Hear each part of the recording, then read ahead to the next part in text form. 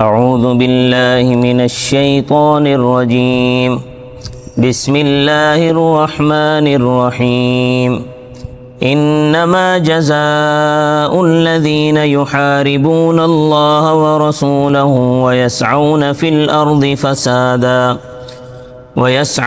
الأرض فسادا أن يقتلوا أو يصلبوا أو تقطع أيديهم وأرجلهم من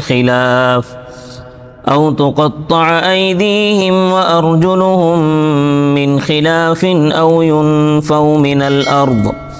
ذلك لهم خزي في الدنيا ولهم في الآخرة عذاب عظيم إلا الذين تابوا من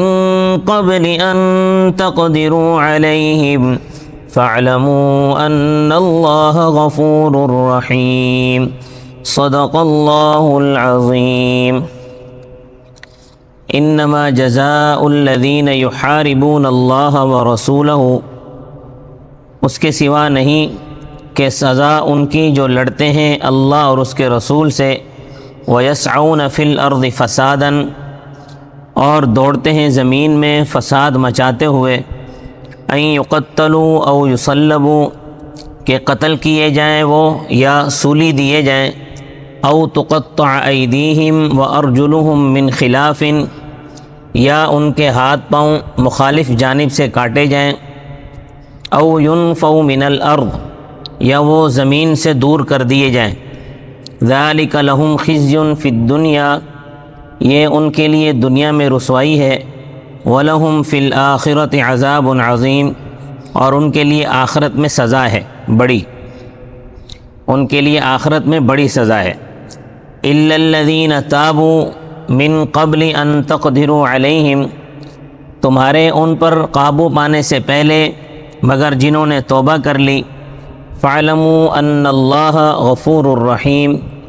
تو جان لو کہ اللہ تعالیٰ بڑے بخشنے والے، بڑے مہربان ہیں۔ کچھ لوگ حکومت کے خلاف بغاوت کرتے ہیں،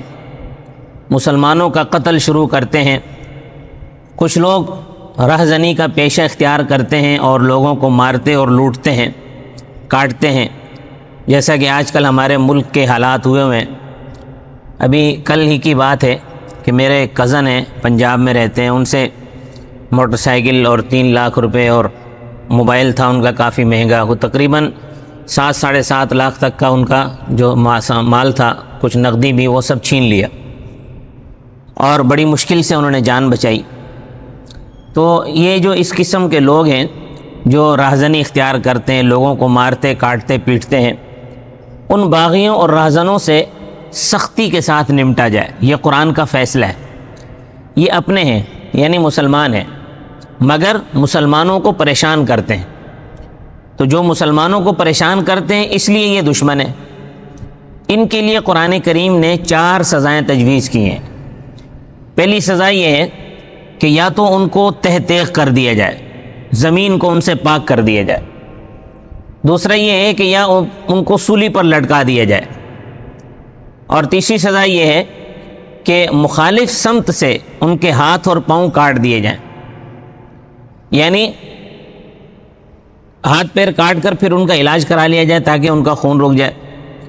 اور چوتھا یہ ہے کہ ان کو پابند سلاسل کر دیے جائے تاکہ زمین ان کے شر و فساد سے محفوظ ہو جائے۔ البتہ جو لوگ قابو میں آنے سے پہلے توبہ کر لیں ان کو سزا نہ دی جائے۔ باغیوں اور رہزنوں کے لیے یعنی ڈاکوؤں کے لیے سخت سزا اس لیے ہے کہ یہ لوگ چور کی طرح تنہا نہیں ہوتے، ان کا بڑا اجتماع ہوتا ہے، ان کے گینگ ہوتے ہیں پورے، ان کے گروپ ہوتے ہیں، اور ان کے اندر دلیری اور بے باکی ہوتی ہے۔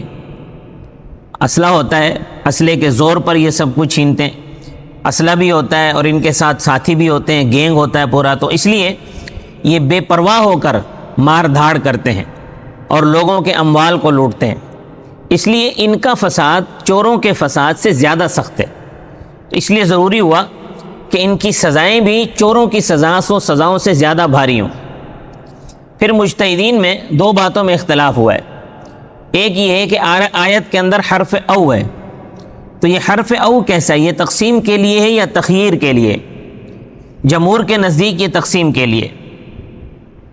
تو جمہور کے نزدیک اس کی تفسیر یہ ہوگی کہ بس اگر باغیوں اور رہزنوں نے قتل کیا ہے، مال نہیں لوٹا، تو ان کو قتل کیا جائے گا، اور اگر قتل بھی کیا ہے، مال بھی لوٹا ہے، تو ان کو سر عام پھانسی دی جائے گی، سولی پر لٹکایا جائے گا۔ اور اگر قتل تو نہیں کیا لیکن صرف مال لوٹا ہے، تو ان کے مخالف سمت سے ہاتھ اور پیر کاٹے جائیں گے، یعنی دایاں ہاتھ وہ پہنچے سے یہاں سے کاٹا جائے گا، اس جگہ سے، یہ یہاں سے، اور بایاں پیر ٹخنوں سے کاٹا جائے گا۔ پہلے دوران خون روک لیا جائے گا، پھر علاج کر کے دونوں کو ٹھیک کر لیا جائے گا۔ اور اگر انہوں نے قتل بھی نہیں کیا اور لوٹا بھی نہیں ہے، صرف ڈرایا دھمکایا ہے، نہ قتل کیا ہے نہ مال لوٹا ہے، تو امام اعظم ابو حنیفہ رحمۃ اللہ علیہ فرماتے ہیں کہ اس کو قید میں ڈال دیا جائے یہاں تک کہ وہ سچی توبہ کر لے، اور امام شافعی رحمۃ اللہ علیہ فرماتے ہیں کہ اس کو جلا وطن کر دیا جائے۔ امام مالک رحمۃ اللہ علیہ کے نزدیک جو یہ او ہے، یہ تخییر کا ہے، یعنی چند چیزوں میں اختیار دینے کے لیے، بس جو امیر المومنین ہے یا قاضی ہے یا جج ہے، اس کو یہ اختیار ہے کہ وہ باغیوں اور ڈاکوؤں کی قوت و شوکت اور جرم کی شدت و خفت پر نظر کر کے جو سزا مناسب سمجھے وہ دے دے۔ دوم، چوتھی سزا زمین سے دور کرنا ہے۔ اس کا مطلب امام ابو حنیفہ رحمۃ اللہ علیہ کے نزدیک قید کرنا ہے، امام شافعی کے نزدیک جلا وطن کرنا ہے، ملک بدر کرنا ہے۔ آیات کا ترجمہ سنیں، ان لوگوں کی سزا یہی ہے جو اللہ اور اس کے رسول سے برسر پیکار ہیں، یعنی مسلمانوں سے لڑتے ہیں اور زمین میں فساد مچاتے پھرتے ہیں، کہ وہ قتل کیے جائیں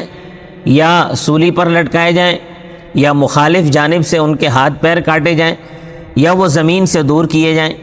یہ دنیا میں ان کے لیے رسوائی ہے اور آخرت میں ان کے لیے بڑا عذاب ہے۔ مگر جن لوگوں نے تمہارے ان پر قابو پانے سے پہلے توبہ کر لی تو جان لو کہ اللہ تعالیٰ بڑے بخشنے والے، بڑے مہربان ہیں، یعنی ان کو کوئی سزا مت دو۔ تو ان آیات میں مجموعی طور پر ڈاکوؤں اور رہزنوں کی سزاؤں کا بیان ہے۔ تو یہ ڈاکو اور رہزن، یہ اتنا غلیظ کام ہے ڈکیتی کرنا اور رہزنی کرنا، کہ اللہ تبارک و تعالی نے اس کے لیے بڑی سخت سزائیں تجویز کی ہیں۔ تو جو لوگ ڈکیتی میں مبتلا ہیں، ڈکیتیاں کرتے ہیں، اچھا بعض لوگ